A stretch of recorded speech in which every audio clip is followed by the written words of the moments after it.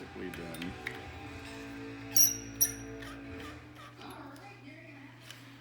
so this is your collet. So if you go from a quarter diameter stud, you have a quarter collet. When you go down to a 10, you use a 10 collet. Now, 1/8 of an inch stick out past.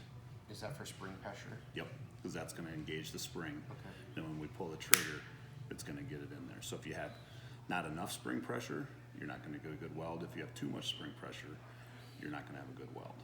So that's where we say, you know, we want come up, you know, kind of rule of thumb. There we see the first thread. So then we lock that back in place. And what that does is slows down or speeds up the weld time on this on the burn down of that. Yep. So then we drop it in, tighten it up. Now these are plastic pieces, so we don't really have to crank on them. Just get it snug. I'm gonna check it again, and we've got a good 1/8 inch past. Okay. So we've got our set. Got our. Basically, then we just want to make sure we come down on the workpiece, so we're level. Touch all 3 points. Yep, and pull the trigger.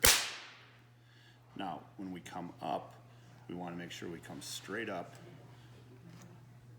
like that, because if we come off like this, what's going to happen is we're going to start loosening these tines on here, and then you can get arcing in these collets, and then your collet's done. So these are wear pieces. These are 18 bucks a piece. Okay. Once it wears, it's going to